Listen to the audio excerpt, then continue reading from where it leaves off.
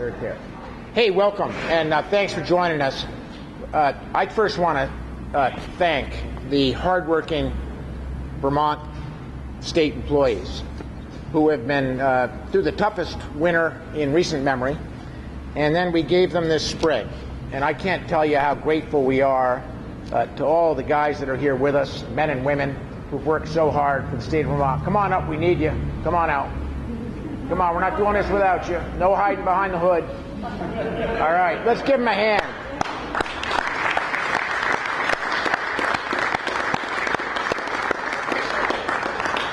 And I want to make a special tribute to the mayors, Thom, Lauzon, and Mary Hooper from Barre and Montpelier, who've been working 24/7.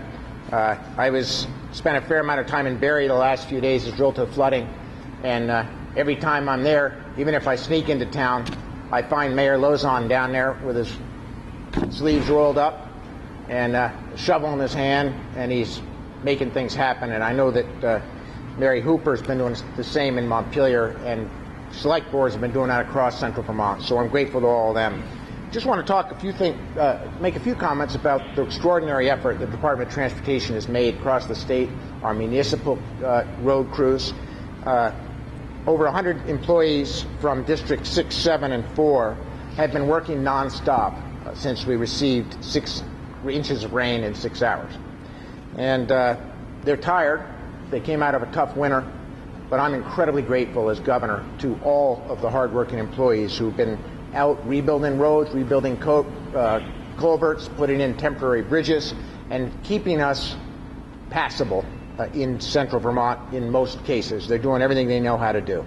We've had 10 employees from the traffic shop and a survey section assisting with flagging. I want to thank them. Over hundreds of private contractors, employees out there loading truck after truck, loader after loader, and excavator after excavator dealing with this crisis. Work has included major washouts, culvert failures, bridge failures, slope failures, landslides, to the point where we've had to move people out of their homes in the case of Mayor Lauzon and the folks in Barre. And we're fixing as fast as we know how to fix. It's a tri-province state effort. I just got off the phone with Governor Cuomo, who's extremely concerned about what's happening on the New York side of the lake. I've been in extensive conversations with Premier Charest of Quebec about the challenges in Quebec, and we all know the challenges in Vermont.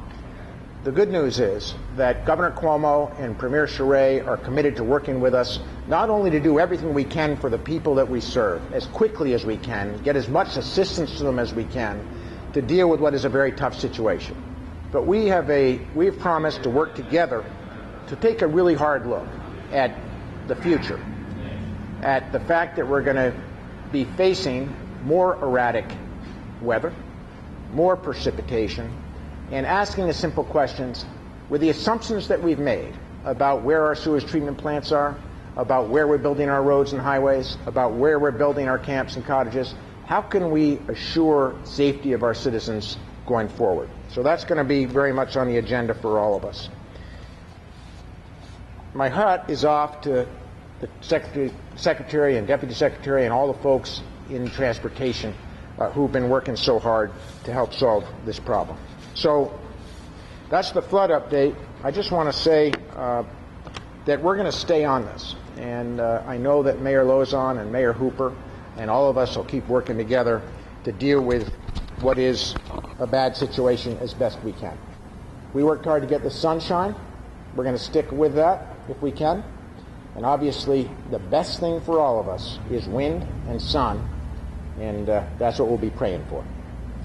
We came here today to sign the transportation bill, and I just want to say how grateful I am to the Agency of Transportation, leadership there, to Senator Dick Mazza, the chair of the Transportation Committee in the Senate, to Representative Pat Brennan, the chair of the Transportation Committee in the House, to all the committee members in both transportation committees who work so hard, Senator Jane Kitchell, who really makes things happen in transportation, and then she backs it up as chair of appropriations with some of the money to go along with it, and to so many folks that have made this transportation bill possible. I can't remember a year where a governor has introduced a transportation bill that has gone through the legislature with more speed and with as little change. And I want to say how grateful I am to the legislature for making that happen this year. Why is it so important?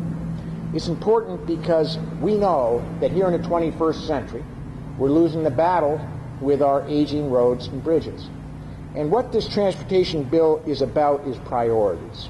Our priority is to ensure that we rebuild our existing roads and bridges and use dwindling federal resources to get maintenance and repair done so that we can move commerce, we can grow jobs, and Vermonters can get to work and get to where they need to go. We know we have some catching up to do, and we're doing it. This budget reflects those priorities. A couple of things about this budget that I'm particularly grateful to the legislature for making happen. First is that for the first time in many years, for the third time I should say, this budget includes an increase in the dollars that we're spending on rebuilding bridges and repaving roads. That matters. Taken in pre-stimulus dollars, this budget increases our maintenance budget by over $100 million. That's important.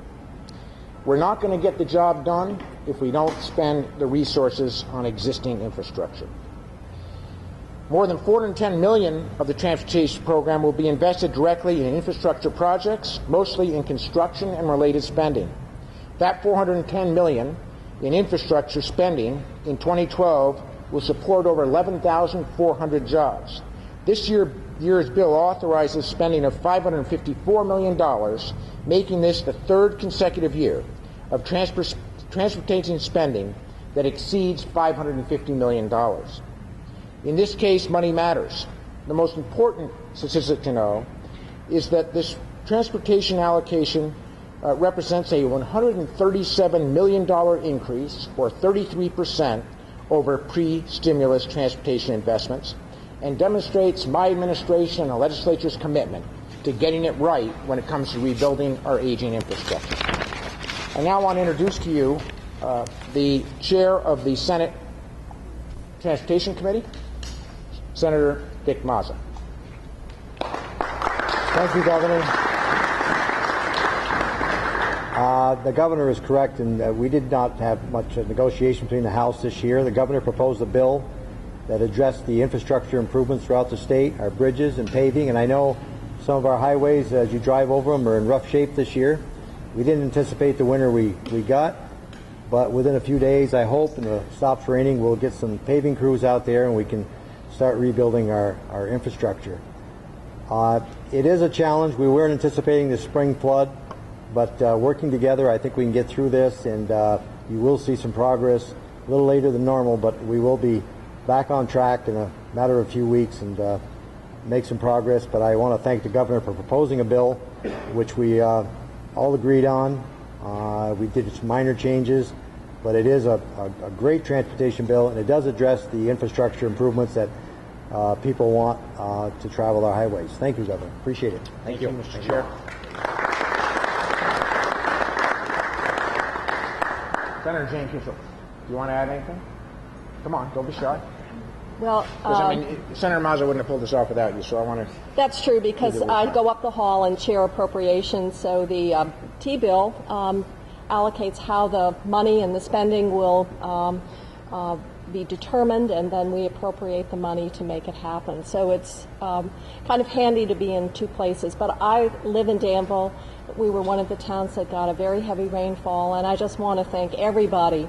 It seems like the days are now 36 hours long, and the number of trucks and the crews and the hours and the work has just been unrelenting. And so often people take your work for granted, and I think this is a wonderful opportunity to just say thank you to all your colleagues in all the districts that have really been put to the test. And we are very, very grateful to all that you've done. Thank you. Thanks for all your hard work.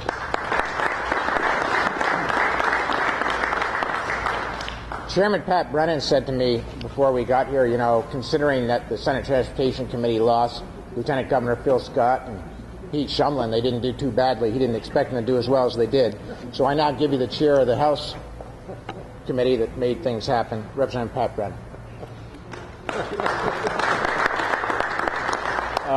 I would once again like to step back and thank all the workers of the state from every district. It's not too often that they get called into duty like this, and it piggybacked with the winter we had. It was a very, very tough challenge for them. And the public is watching, and they are very impressed. I've gotten feedback from constituents throughout the state, and very impressed with the job that you guys are doing out there. So again, thanks from me. I'm very happy to hear the governor reiterate a strong support for transportation. As he said, this year's bill, we come in every January looking for a fight, and we didn't have one this year. It was a great, well thought out T-bill, nothing to argue about, a little boring at times, but we continue our commitment to rebuilding bridges, keeping up our commitment to reconstruction and paving, and we will continue to do so. A little setback this winter again and this spring with the weather, but I'm sure we'll come out okay, and we look forward to seeing another T-bill such as this next year. Thanks. Thanks, Pat. Thank you.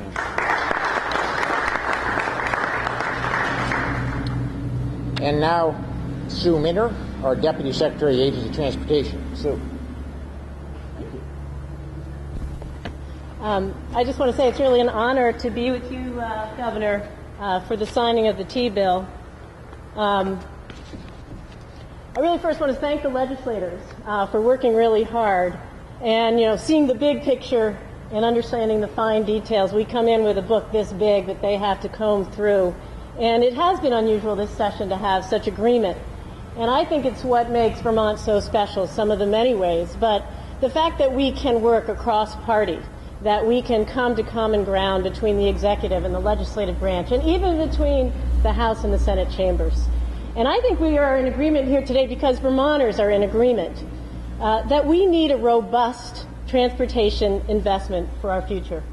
And not only in our roads and our bridges, but across all modes. And that's what this bill represents. We have developed a map which really does a visual depiction of our construction program that you will see rolled out throughout Vermont this summer, and it shows you where we will be. This is only the construction program. There is a lot more to the transportation budget, such as all the maintenance work that we do and that you've heard about with the flood response. I want to reemphasize $77 million in paving. That will pave 100 miles of interstate and 135 miles of state highways. Bridges, a robust investment in our bridges, 322 bridges that are structurally deficient. We are chipping away at reducing that number. This investment will put into construction dollars 45 bridges, with another 44 getting ready for a next round of construction.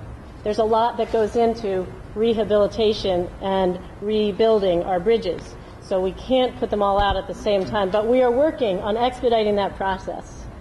So I have this special honor of having served in the legislature with these colleagues, and now the honor of actually working with the VTrans crew and this amazing team, and learning on a daily basis what they do and how hard they work and the commitment they have and the response to their daily efforts.